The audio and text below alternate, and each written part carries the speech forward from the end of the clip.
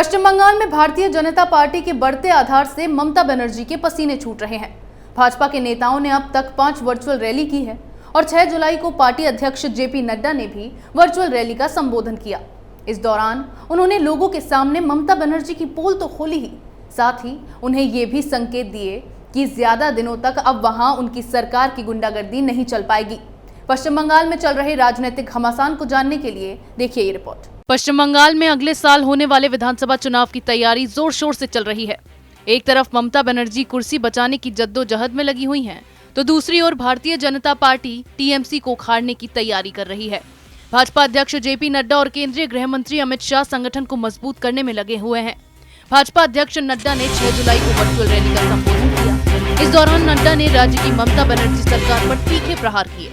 BJP अध्यक्ष ने कहा, बंगाल में वर्तमान सरकार हर तरह से नाकाम साबित हो रही है। उस सरकार को बाहर करना है।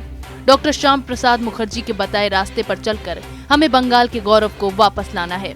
भारतीय जनसंघ के संस्थापक श्याम प्रसाद मुखर्जी की जयंती के अवसर पर आयोजित एक डिजिटल रैली का संबोधन करते हुए नड्डा ने पश्चिम बंगाल की पार्टी कार्यकर्ताओं से वहां की तृणमूल कांग्रेस सरकार को उखाड़कर सत्ता से बाहर करने का आह्वान किया। उन्होंने कहा कि बंगाल ने देश को दृष्टि दी है, इसमें कोई दो राय नहीं है, लेकिन आज के दिन जब वहां शिक्षा की स्थिति और वर्तमान बंगाल के नेतृत्व को देखता हूं, तो दिल द्रवित और दुखी होता है। पश्चिम बंगाल में पद की लोलुपता इतनी अधिक हो गई है कि वहां के नेता पद के लिए सब कुछ करने को तैयार हैं। पद पर बने रहने के लिए वे सभी प्रकार के समझौते कर सकते हैं। तृणमूल कांग्रेस सरकार पर बीजेपी की विचारधारा को दबाने और राजनीतिक प्रतिद्वंदियों को जेल में डालने का आरोप लगाते हुए नड्डा ने पार्टी कार्यकर्ताओं से आह्वान किया कि वे विचारों की लड़ाई लड़ें। उन्होंने कहा, जब बल का प्रयोग होता है तो वहां विचारधारा समाप्त होती है। आज बंगाल जो विचार से ओतप्रोत है, उसके विचार को कुंठित करने का काम वर्तमान सरकार कर रही है। राजनीतिक प्रतिद्वंदियों को जेल में डाल दो, उनके खिलाफ केस लगा दो। नड्डा ने यह आरोप भी लगाया कि कोरोना वायरस संक्रमण के दौरान बंगाल की ममता बनर्जी सरकार ने बीजेपी सांसदों को काम नहीं करने दिया, उन्हें तरह तरह से परेशान किया गया। ममता बनर्जी का नाम लिए बगैर नड्डा ने सवाल किया कि हम किस प्रकार की संघीय व्यवस्था में काम कर रहे हैं। उन्होंने कहा, इधर हमारे प्रधानमंत्री हैं जो संघीय व्यवस्था में विचार करके सभी को साथ लेकर कोरोना के संक्रमण से लड़ रहे हैं, और बंगाल की मुख्यमंत्री है जो आयुष्मान भारत कार्यक्रम को सिर्फ इसीलिए लागू नहीं कर रही हैं क्योंकि ये केंद्र की योजना है, मोदी जी की योजना है। बता दें कि पश्चिम बंगाल सरकार ने अब तक केंद्र सरकार की आयुष्मान भारत योजना को लागू नहीं किया है। इसके तहत आर्थिक रूप से कमजोर लोगों को 5 लाख तक का मुफ्त इलाज कराया जाता है।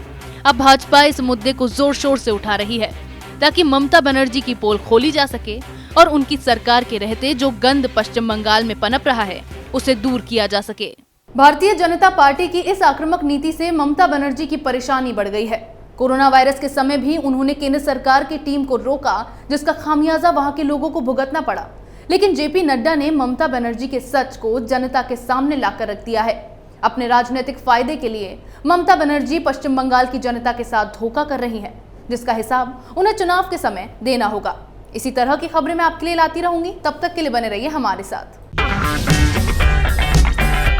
अगर आपको हमारा वीडियो पसंद आया हो तो इसे लाइक करें, हमारे चैनल को सब्सक्राइब करें और हाँ, बेल आइकन दबाना ना भूलें ताकि आप तक हमारे वीडियो की नोटिफिकेशन पहुंचती रहे। आप अपना सुझाव हमें कमेंट बॉक्स में दे सकते हैं। हमारे साथ जुड़ने के लिए शुक्रिया।